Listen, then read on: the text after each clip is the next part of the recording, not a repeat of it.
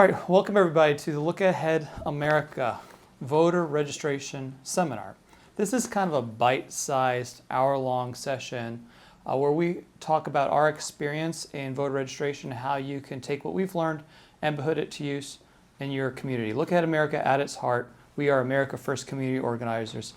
And at the very heart of community organizing, and the reason we actually started this organization was because there were a vast number of patriotic Americans who were not registered to vote or were registered and did not show up to vote. And I learned this while I was working on the Trump campaign, and I was getting access to different data sources and different vendors. And one of our vendors said, yeah, we've got that file and this file and that file, and we've got the unregistered voter file. And then I heard, wait, unregistered voter file. And that allowed me to get an understanding of how tremendous the number of unregistered patriotic Americans is in this country. And that started me down the pathway of saying, hey, we got to find some way to get these people on the battlefield, because there's this vicious cycle where they don't vote, so their concerns are not addressed by elected officials, so they don't vote, so their concerns aren't addressed, so they don't vote. So there's this cycle, and we're trying to break that cycle. That was the founding mission of Look Ahead America. Now, since then, we've expanded to a lot of different activities, and if you're on our email list, or if, you know all about that, and if you're not, well, I encourage you to go to lookaheadamerica.org and sign up. And I want to say is that I'm going to be doing this webinar. It's a two-hander with John Restuccia, who is our Director of Field Operations in Maricopa County. And the reason that we have a Director of Field Operations in Maricopa County and a very large footprint in the state of Arizona is thanks to the benevolence and wisdom of Mr. Jim Lehman. Jim is a very successful businessman out there. He's now involved in politics and partisan politics, but even before he was involved in running for Senate in Arizona, he recognized the problem of unregistered patriotic Americans, and we connected, and he said, look, we need to bring an aggressive, professionalized program here to Arizona. And thanks to that, we've successfully registered. I think I'll do a new calculation at the end of this month. It'll probably be sitting at around 15,000 new patriotic voters registered in the state in the last year, and that is extremely difficult to do. So we're very grateful to Mr. Lehman for his support of our program. We look forward to continuing it and expanding it and finding people with the wisdom and resources of Mr. Lehman in other states to help us expand that footprint. But in the meantime, it's just you people, and you're all volunteers. And I look forward to engaging you in the voter registration process as aggressively as possible. But to be engaged, you have to be educated. You have to understand the battlefield. Sort of the motto of our operation is study the battlefield, determine where you can make a difference, and go there. Part of that first step is happening tonight. So let's get right into it. Voter registration. It is extremely difficult, extremely expensive, extremely challenging. And I'm going to talk about why tonight. I'm going to talk about the philosophy and the psychology of unregistered voters. I'm going to talk about the different channels in general where they can be identified and registered. And then I'm going to turn it over to John, who's going to talk a little bit more about the nuts and bolts side of actually setting up a voter registration operation at a particular location, working with others, how you have to work with the government, how the forms have to work, different techniques you can use to make sure you're registering patriotic Americans. So he's going to handle that, and we'll get to that later. But let's start off with the psychology of unregistered voters. There's actually two categories of unregistered voters. There is the incidentally unregistered. Incidentally. These are people who do not intend to have been unregistered. They just, for one reason or another, are not. And the most common example of them is somebody who has recently moved. I've heard something between 10 and 20% of the country moves every year. A large percentage of people move from one state to the other, or from one part of the state to another part of the state, so far that they can't vote where, if you're registered to vote in New York City, you've gone to Buffalo, you can't very easily show up and vote. It's so far away that you need to re-register. So those people are incidentally unregistered. They're easy to identify, especially for an organization like ours. In the state of Arizona, one of the ways we found it most easy to recognize people who are unregistered that we can then register is by looking at the National Change of Address database and matching that against the state voter file. So we have a voter file for the entire country, and every time somebody moves, that gets a little update. It says, oh, this person's moved. And if they've moved to Arizona, it gets moved to our Arizona targeting file because they were registered before, they've moved to Arizona, and we now know that they used to be registered, so they're likely to re-register. And we also know that where they live in Arizona, and we know what their phone number is. So we send them a letter, we give them a call if we need to, we go knock on their door and say, hey, welcome to this state, welcome to this part of the state. Why don't you re-register to vote? Here's a form. And there we go, easy. There's the other category though.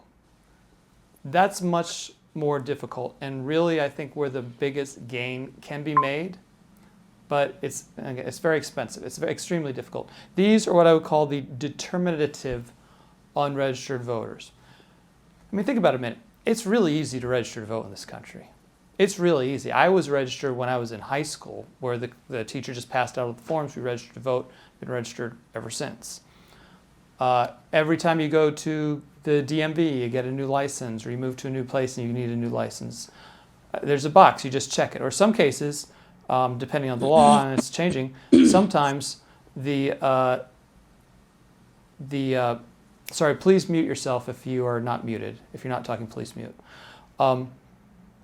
Where, is checked by default to automatically register you. That's the case in a lot of the parts of the country. So the truth is that often, and it doesn't cost any money, so the people who are not registered to vote, many of them are willfully choosing not to, or not making the very tiny, tiny effort it takes to get registered.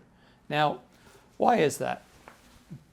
So one of the important things that affects our behavior in general as humans is the culture that we're part of. Do you go to church on Sunday? Why? Because you come from a culture of going to church. And maybe you weren't born into it, but you probably had friends, like maybe, I don't know, the Mormons came and knocked on your door and you were completely unchurched, but they were very nice to you, and they invited you to a party with Jell-O and board games. You said, I like these people, and suddenly you became part of that culture, and now you're going to church. Another culture, gun culture. You come from a family where firearms were common, learning how to use them was common, hunting or target shooting was common, or you're in a situation where you've got other people around you who are saying, yeah, you should get a firearm, you should come shooting with us. Okay, that's part of the culture. Voting is no different. Voting, most people, whether people are voters or not, is driven by the culture they've come from, were born into, cradle voters, or whether they became part of a culture that encourages voting. And some people were never part of firearm culture, some people are never part of church culture, some people are never part of voting culture. Now, think about this a little bit further. Most of the more social cultures have as a component of it some political awareness. Hey, if it's just the guys you talk with on Sunday about football games or at the water cooler, often there's also some element of political discussion, like, oh, there's an election coming up. Can you believe what that guy said? Or, oh, that guy was really cool. He had some great policies or gave a great speech, right? So you're still part of this culture where it's not overtly political, but there's a political awareness, and that often is what pushes people to be registered to vote or to participate in elections. So think again about the person who is determinatively not registered to vote. I'm not talking about the incidentals who just moved to a new area. Oh, I haven't gotten around to it. I get to it eventually. These are people who consciously not part of voting culture, probably because they're also not part of another culture that would have influenced them or encouraged them to vote. What I'm getting at is that a lot of the folks that are not registered to vote aren't connected in other ways socially. So that means reaching them is often very difficult in addition. Now, one of the ways that we're trying to engage these determinative unregistered voters is that sometimes they're part of a culture that isn't, let's say, overtly political, like they go to church. So we found that in some places, maybe 10 to 15% of regular churchgoers are not registered. So we were able to create sort of a peer group around them. Our program is Church to the Vote in Georgia. and that peer group to encourage them to register to vote. We identify who the unregistered ones are. We sort of tap them on the shoulder and say, and have their fellow parishioners or fellow churchgoers say you should register to vote. But again, they're also probably isolated from all the other cultures that would encourage them to vote. Coincidentally, I work on a lot of campaigns all over the country. So we're always calling voters or texting voters or something like that. And the thing that we've noticed is that the most likely voters, those who participate in every election, are also the ones with the most reliable telephone numbers. So if we're doing a poll, we're doing GOTV or Get Out the Vote or IDing voters to support our candidate or not, the voters who are most likely to vote, they also, for some reason, happen to have the best phone numbers, the most reliable phone numbers, and are the most likely to engage with us on the telephone. When we start moving away from that universe of likely voters, the number of people who respond to phone calls or who have a phone number match them decreases. I remember when I was working on the Trump campaign, I conducted the very first poll for the campaign. And we polled Iowa, New Hampshire, and South Carolina. And we actually wanted to poll buckets because our theory was that the less likely a voter is to have, or less likely somebody is to have voted, and this is among registered voters, the less likely they are to have voted, the more likely they were to support our candidate. You know, this again, look at America as not partisan, but I'm just sharing my experience, my background. And what we found is that when you look at the very likely voter universe, our ability to get them on the phone was relatively easy. When we go to the middle of the universe, it was much harder to get them on the phone. When you look at the universe of people who were registered who'd never voted, virtually impossible to get a reliable phone number, and for those who did, virtually impossible to get them to answer. What am I getting at? The people who are determinative, non-registered, unregistered, they're cut off from everything else too. These are our fellow American brothers and sisters, many who at their hearts are patriotic Americans, but they are so isolated from society that they don't have, and that's the reason they're not registered. And that's the reason they probably don't do a lot of other things, is because they have that disconnect. And reaching them is a challenge. Now I want to make a point. Let's say there's somebody who is in this category, doesn't have a lot of friends, is not part of any larger cultures, would ever have encouraged them to register to vote. And everybody, if they have a car, they've got to go, and this is hot right now, so they're at a gas station, right? They're up filling up their car, okay? And they're not registered to vote, and it's a very friendly gas station, which is rare, and the gas station owner allows our people not just to set up, but to like go and walk up to people while they're pumping gas. And you know, it's much better, I think, to talk to somebody trying to register to vote than watch the stupid video with Ryan Seacrest or the guy from Saved by the Bell. You know what I'm talking about. Where they're just playing that on TV because you're stuck there, you're a trapped audience. So they allow us to walk up to this guy pumping gas, and we have one of our extremely photogenic young women who work for us in Arizona walks up to him with a big old smile. And this is a person who doesn't interact with those folks very much. Says, "Hey, how are you doing today?" And he's like, "What's this? What's happening to me? Why is she talking to me?" And she starts talking to him about the importance of registering to vote and says, "Hey, are you registered to vote?" And he says, "No."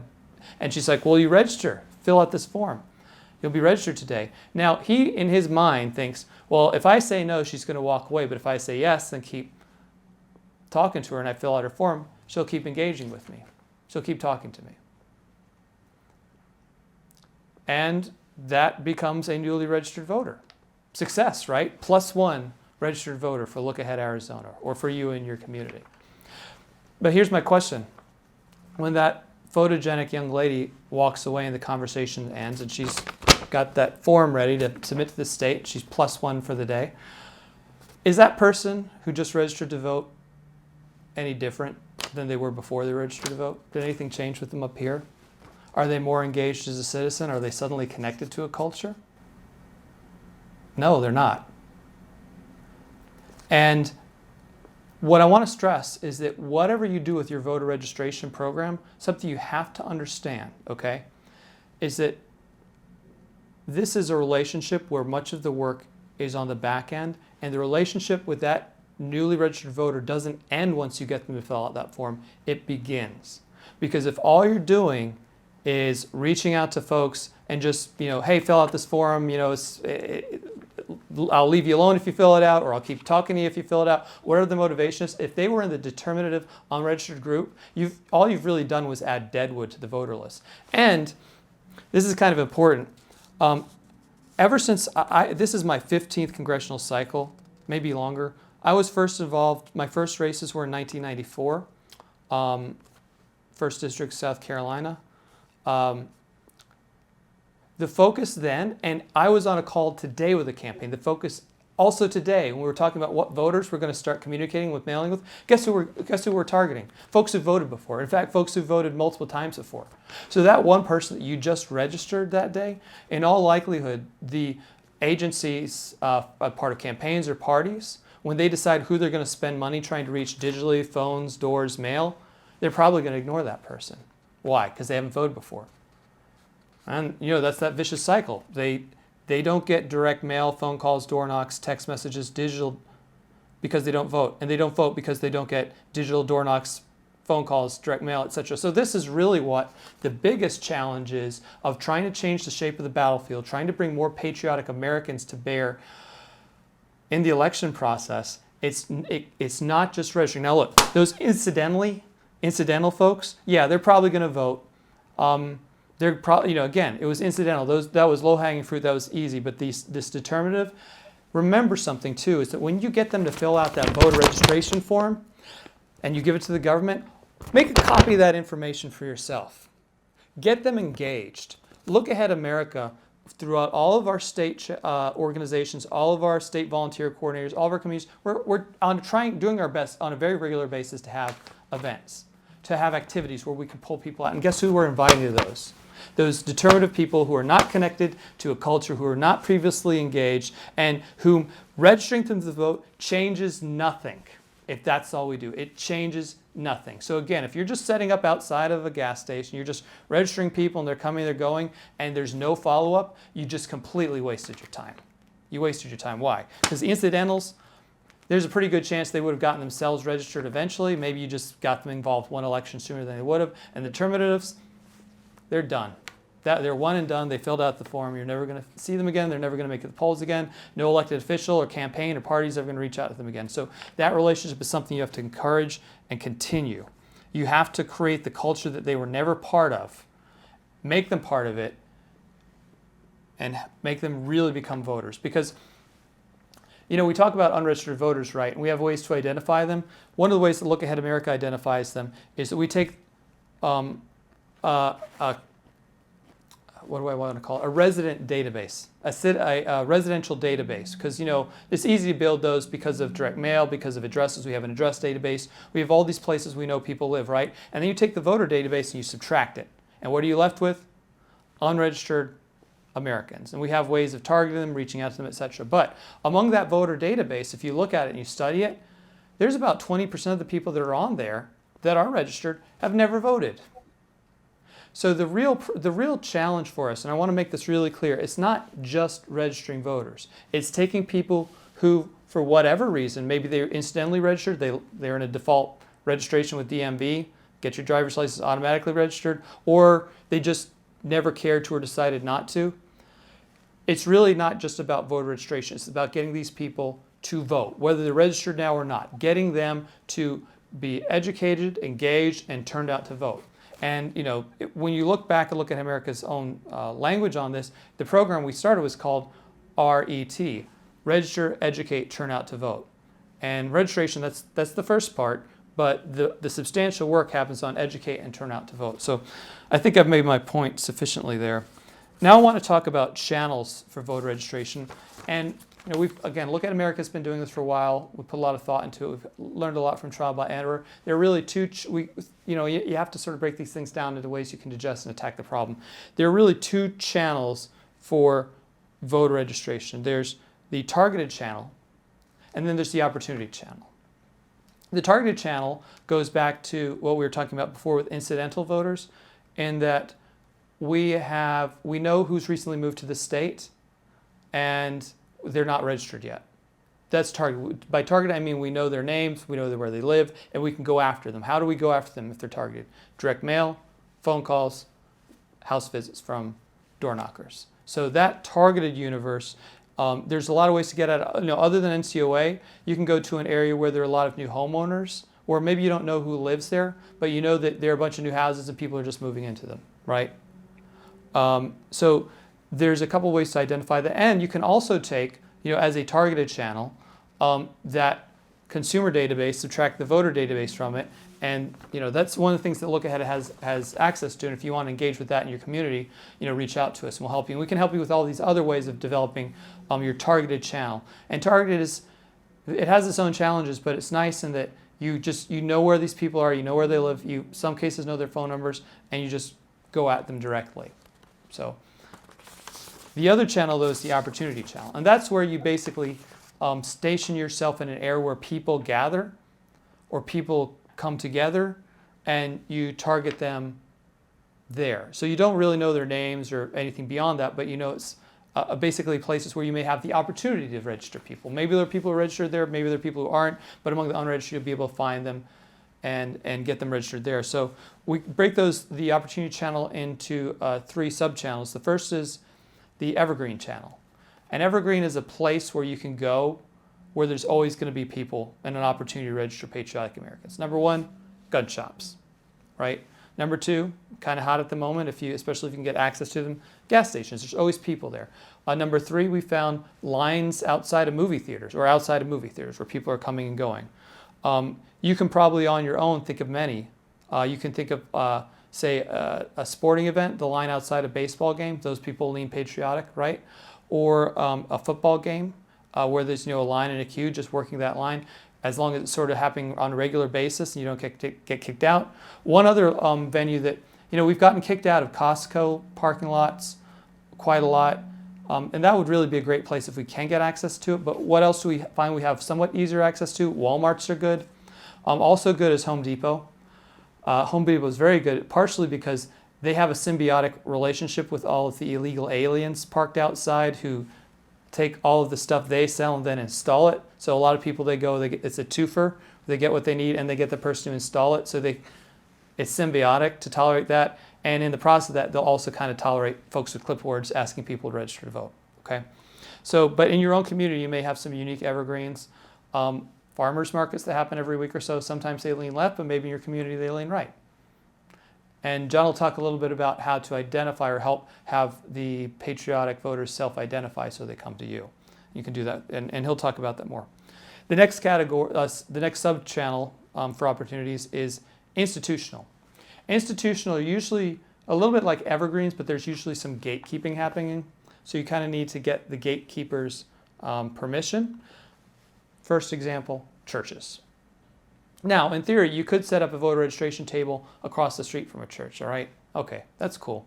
But ideally, what you're doing is you are finding the church leader, the pastor, the priest, the rabbi, the imam, whatever it may be, who says that, look, yeah, it's important that our people register to vote. And, Look Ahead America, you're a nonpartisan 501c3 just like we are. Yes, you're welcome to come in and register. Now, often that's a difficult conversation to have sometimes because you get a lot of no's, but you grind through it, you eventually win some over.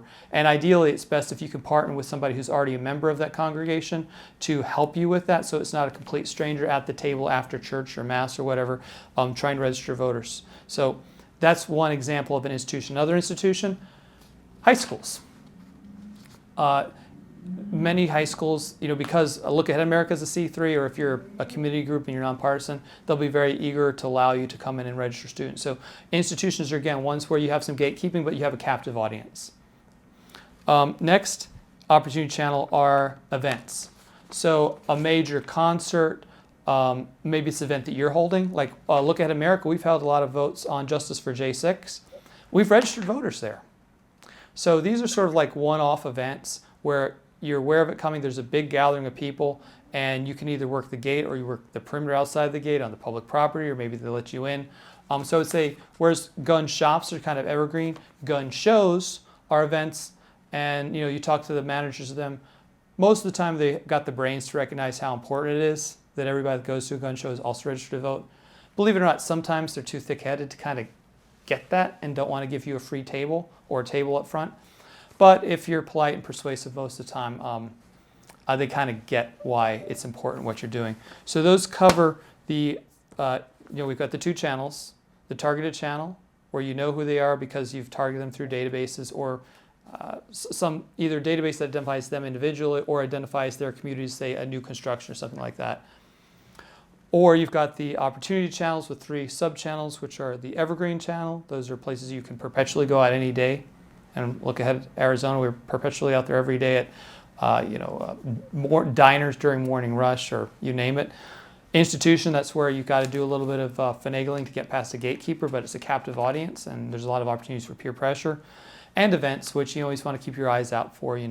If a very famous former president is doing a rally in your part of the country, that's a great place to go and register voters, especially patriotic voters.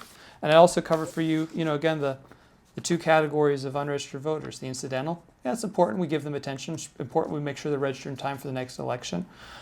But then the determinative unregistered voters. And I want to end with just one kind of little bit of optimistic note, is that in my analysis of the country's unregistered population, I can tell you I don't think there's a single state, maybe the District of Columbia, but I don't think there's a single state where if the unregistered patriotic Americans got registered and turned out to vote, and the ones that are incidentally registered to vote but don't vote turned up to vote, I don't think there's an election in the country where their voices would not determine the outcome of the election. And that's why our mission is so important. And look, I'm going to turn it over to John, who's going to talk.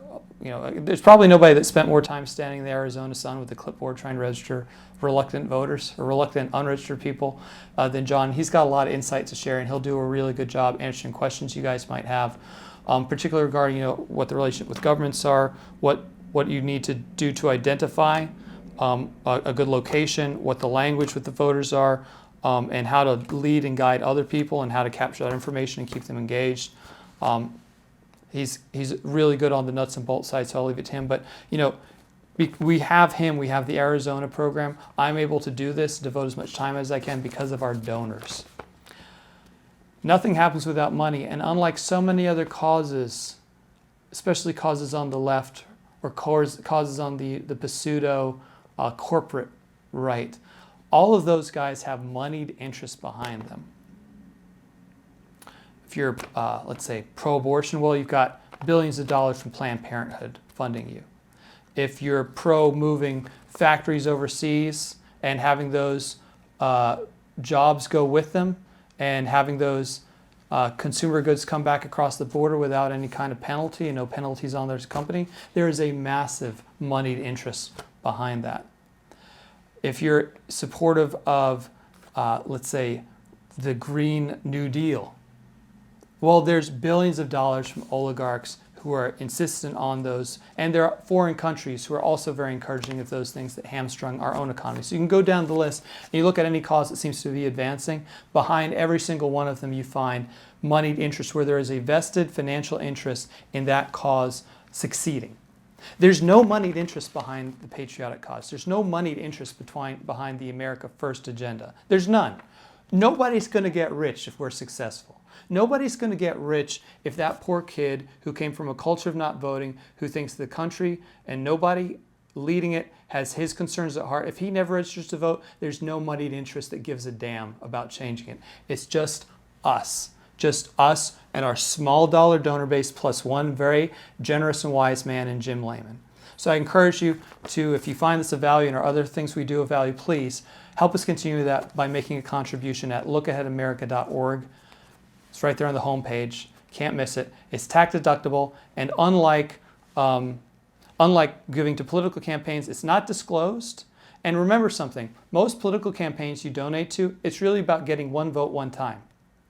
With our organization, it's about creating a new voter.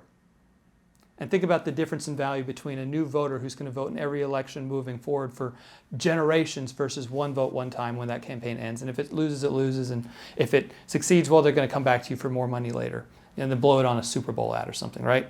So please be generous with Look Ahead America so we can continue our work. And with that, I'm turning it over to my good buddy, John. Thank you, John. Floor is yours. Thank you so much, Matt. I really appreciate it. Hello, everyone. You can hear me okay? Can everyone hear me okay? Just type in the chat. Yep. Fantastic. My name is John. I am the field director of Maricopa for Look Ahead Arizona and Look Ahead America. As Matt said, I do a lot of voter registration and different things like that. If you have any questions during my presentation, please type them out in the chat feature. Ian, if there's any Discord questions, I know you said we're streaming on Discord, just type them out and I'll try to answer all of them here in the chat. So, like Matt said, a lot of you want to get started on doing voter registrations in your state. And the first thing you really have to do is you have to learn the rules on what your state is. There's no cookie cutter kind of, here are the rules that a lot of, these states have different rules for how to do voter registration. And you need to know pretty much every rule with that registration. You also need to learn when you need to turn in registrations. A lot of states have a certain number of days you can have the registration form in for before you have to turn it in. Here in Arizona, as soon as they sign it and they date that registration form, it needs to be turned in within 3 days. So you need to learn that. And the best place you can go to is your county clerk's office. That's also where you can pick up your voter registration forms. And usually at the county clerk's office, there will be one person there who has dedicated their entire life, as they're paid to know every single voter registration rule known to man. They will know everything.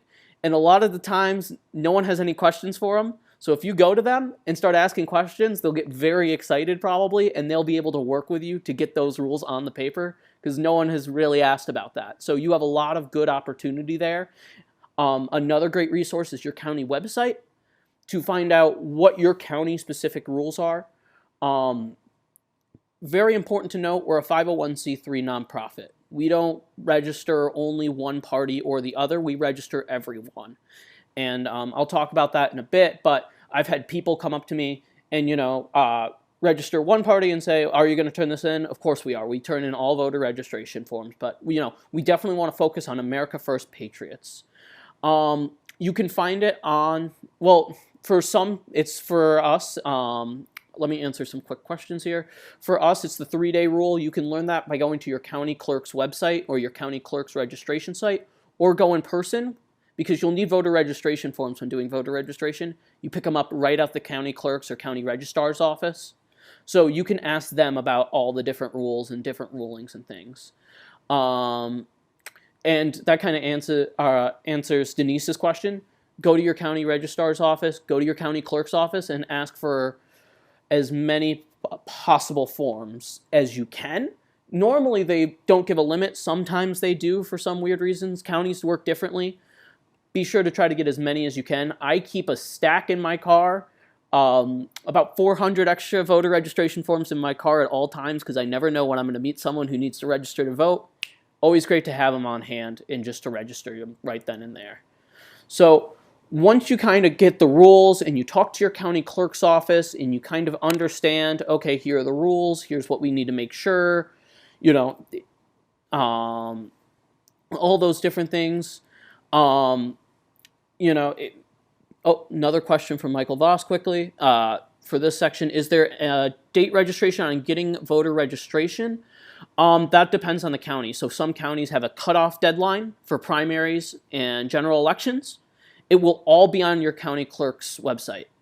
As far as getting them to register using their phones, it can be, but a lot of states have a lot of different problems with registering to vote online.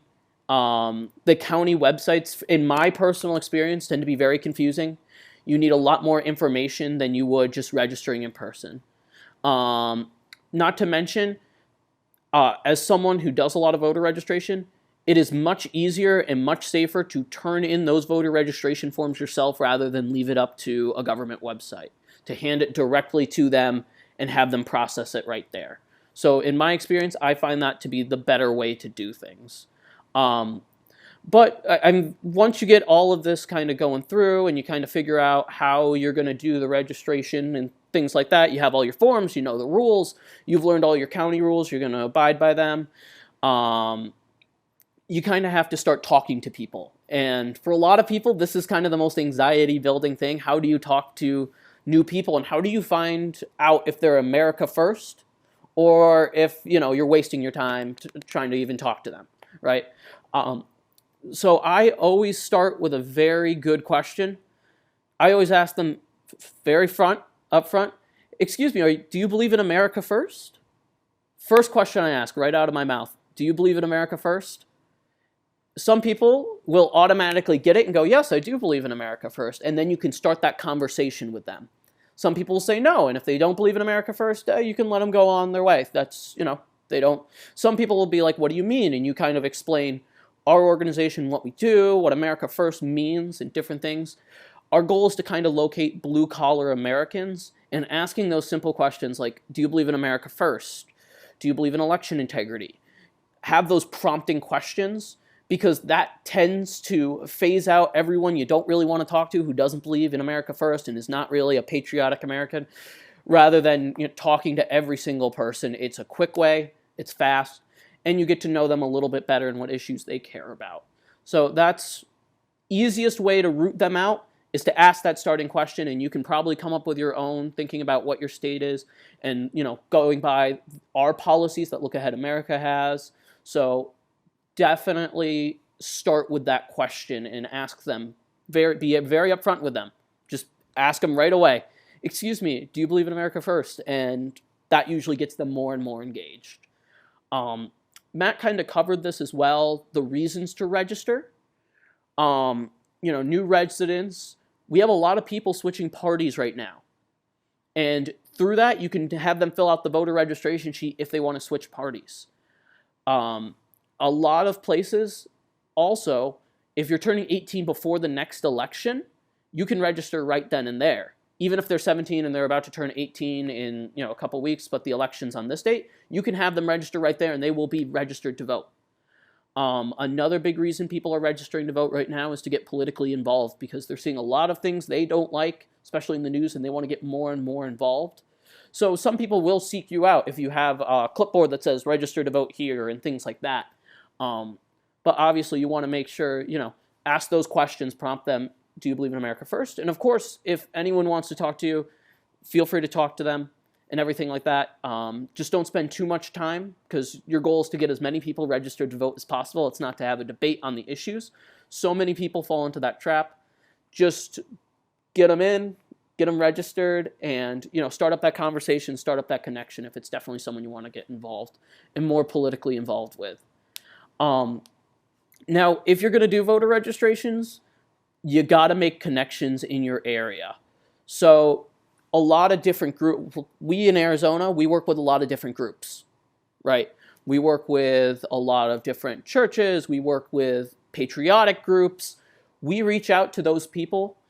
Say we reach out to churches. So we'll send an email to those pastors, and we're a 501c3. We're nonpartisan, keep in mind. So a lot of these churches can work with us. Absolutely. A lot of times we're like, are you Republican or Democrat? Nope, we are a 501c3. We do voter registration for patriotic Americans, right? You want to reach out to those groups. One, because they'll have a volunteer base that can help you do voter registration if they decide to go deeper with you. And two, it's also a good way to get involved in these different communities and areas so you can make a presence there as well. Homeschool groups are great to reach out to. A lot of patriotic Americans right now are doing homeschooling. Especially after COVID, homeschooling is huge, and they have, I don't know how many of you know about homeschooling, but they have co-ops, right? They have a group of parents who get together and they take the curriculum. Reach out to those homeschooling co-ops and see if you can come and speak to their kids and speak about civic engagement and voter registration. Those are a lot of good people. One of my favorite groups to do, retirement communities. How many of them are trapped in those communities and can't really get out to talk to people and do different things and are patriotic, disenfranchised Americans, right? I work with voter retirement communities a lot, and we get a lot of voter registrations going around talking to these older people who might not feel as engaged, but are definitely want to get involved and be politically involved, and who want to be active and who have a lot of free time on their hands as well. So retirement communities are fantastic, and a lot of the time they'll have a political club right in the community, so go out and talk to them. Different things, local, like I said, local patriotic groups, Tea Party groups, different things, gun groups, a lot of these different groups. And finally, local high schools are really good too. If you can ask, whether it be a civics teacher or a high school social studies teacher or something like that, hey, can I come in, talk to your class? We do voter registration. We want to talk about why it's important to register and to see if your students want to register. So you can kind of talk to them and get involved there. Those are some fantastic groups to reach out to. I'm sure you have more ideas. If you think of any, you can shout them out in the chat or anything like that. We love always hearing new ideas. So you always want to make those connections, though, because they'll also have their own connections to, whether it's churches or whether it's, they might know a business owner who wants you to do registration outside their business or different things like that. They're great groups to reach out to, and you want to build those connections as soon as possible. Matt kind of talked about where to get new voters. I always think one of the best places to do is kind of, we got a question from the Discord. One sec. Do we have a talking point cheat sheet anyway? Or might be good for those types of things to study. Our website has all the information you need about our policy positions and everything like that. The other thing we do is a lot of states have closed primaries, right? A lot of states. Arizona has closed primaries. I know New York has closed primaries. If you're more likely to be politically involved, if you're in with a party, we obviously don't push any specific party, but we do have little sheets that Look Ahead America has that kind of tell each of the issues from the major parties from the major party websites, and you can use that as a cheat sheet. Kind of, we always talk, we see, just to let you know, there's a closed primary. Here's what these parties are about. And just talk to them about the issues they care about and see what they have to say based on the major parties and everything like that. So that's one way. I am not done hair salons and nail places, but I'm sure they're very good. Actually, very good idea to do it there. We do a lot of kind of places that we think our people are going to be there, right? So gun stores, for example, are a fantastic place. We actually talk to the owners beforehand, and we try to set up a registration drive with them. Like I said, building those communities and building those connections. So you talk to the gun stores first, see what you can do to work together and partner together. That's a fantastic way. Lowe's and Home Depots, like Matt said, those are fantastic places. You're going to get a lot of more patriotic people who want to do stuff with their hands and build and do the home repairs themselves. Shopping malls, by law, we are allowed to do voter registration in shopping malls. The court has ruled that is a public gathering place. So malls are a great place that you can legally be inside of, that you can do voter registration. The best place that I see to get voter registration are single issue voter events, right? So any event or major event that has one specific issue that it focuses in on are fantastic. So pro-life marches, single issue, right? They only care about pro-life issues, tend to be, that's why they're all there. Very easy to get voter registrations there, surprisingly, because you know what they stand for, you know what they believe, and they want to get more involved after those events. Gun shows, pro-2A rallies, that's another fantastic one. Different rallies and things that have that single issue. Election integrity rallies. I know they're starting to pop up around the state. In Arizona, we have quite a few. We always get good registration numbers because they want to get more involved, and that's why they're showing up to the rally. They want to get registered. They want to get involved. That's a fantastic place to go about. The number one question I get, though, about what about this, is college campuses. I get this question more than any other question about voter registration. So college campuses can be very good to register, don't get me wrong. They can also be the toughest places. I prefer, if I had a choice, I'd go to a retirement home before a college campus, just because college kids tend to be younger and everything like that, and they're busy as well. Retirement communities are great because they're the older people who are going to be politically active. I think the age is between 55 and 65 to be most likely to be a primary voter. Those are the people that I really like to talk to, but college campuses can be great. I always target days where there's an America First speaker coming to the campus, or a right-wing speaker or a right-wing event coming to the college campus if I'm going to do registration. I don't like just going out on random days or anything like that. Yep, nope, I see. Yep, and I'm wrapping up pretty soon here. So if you want to go to college campuses, talk to their clubs first, see if you can work with any of them. Obviously, we're a 501c3. We are nonpartisan, so try to keep that in mind, not doing any specific parties, but, their local, pro-life groups or, TPUSAs and things like that. Talk to them first. And I kind of touched on this before. You're not there to have a debate with someone. You're there to talk to them and register them. A lot of people think they're going to go on these college campuses and be like Ben Shapiro or these, completely destroy these people and get them to change their views.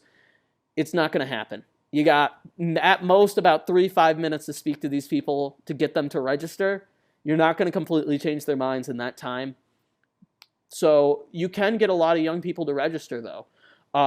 So just keep those things in mind if you are going to go the college campus route. But there are so many different avenues you can go to. And as far as volunteers go, you definitely want to go with someone to do voter registration. If you're standing outside a Home Depot for 3 hours, it is awful doing it by yourself. Awful doing it, right? You want to get your volunteers to go, and you want to be with your volunteers. My employees, Dreama and Sergio, are in this call, my 2 deputies. They can tell you, I will never send them on a deployment that I'm not myself doing. So you got to get out there. You're all state leaders. Get your volunteers out there with you and make sure you're out there doing the work with them, because it's hard to get volunteers out there too. No one really wants to be standing outside of Walmart for 3 hours, talking to people. And some days it's very hard work. Some days you're not going to get any registrations, but that's part of it. You have to go out there. You won't know until you go. It's important also that you use those people, like Matt said, do the follow-up, get them to volunteer, and get a lot of different business. And I'm sure you and your communities, when you start this up, you're going to know business owners, you're going to know leaders in your community. Get them to sign up and volunteer. Start working with them. Start, trying to build those connections with the people you already know and get them volunteering with you. So you can have a jump start and you can start building out your volunteer network, because you're not going to be able to do it alone. We have a lot of volunteers in Arizona. We're out there every day, and we don't get those numbers, and we don't really push ourselves like we do without our volunteers. So be sure you're getting volunteers. And even if they are registered to vote, I always ask them, would you like to volunteer with us? Would you like to do this? Go to our rallies, things like that we're putting on in the state. And since I've already asked do you believe in America First? I know they're the kind of people who would want to volunteer with us. So always keep that in mind, that it's hard, yes, and you got to go out and do it yourself, though. No one wants to, follow a leader who's not out there doing voter registration in the heat. It's one thing to send out your volunteers. You got to be there with them. And obviously, this can only be done really with the help of donations. So if you know anyone, please ask for some donations. It keeps the programs alive and keeps the voter registration alive, especially when you're starting out in your state. And obviously, if you know anyone, and business owners, work with the people you know. Build those connections with businesses you might not know. I got to know every single gun store in a 10-mile radius by my apartment, right? I got to know all the owners and everything like that. I have my palm cards, which redirect to a voter registration site if they want to do it online, or redirects to our website in every single one of their stores right at their counter. So they hand them out, and we refill them probably every week. So do those different things to kind of get a head start and get those volunteers going, because you can't do this alone. I wish I could, but I obviously have a team of 2 amazing deputies who are here in this call, and I want to thank them for their hard work, but you got to have your volunteers out there. So if there are any other questions, I can answer them. I know we don't have too much time, but that ends my presentation. If you have any quick questions, I can take them about voter registration, what to do, where to learn, kind of learning your state rules, learning why you want to register, all of that stuff. Do you have palm cards on your website? No, but you can talk to Julie. I'm sure she can help you get those started and have a link to our website and a QR code like on our palm cards that we hand out. Right, Julie? Yep. Julie. Yep. And if you think of any more questions, let me add my email in the chat, just so you guys know what I'm all about. I believe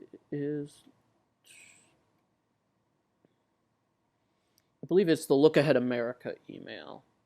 And I'll also put my cell phone number. You can reach me there much easier. Feel free to shoot me a text or have any questions. You can always, yeah. Did I put Look Ahead? I knew I was going to screw that up. I knew it. Thanks, Julie. I appreciate that. Yes, I appreciate that. There we go. So any questions, you can email me, you can text me, different things. If you have any questions on how to start up your voter registration and kind of any questions on if you need information, things like that. So thank you so much. I appreciate it.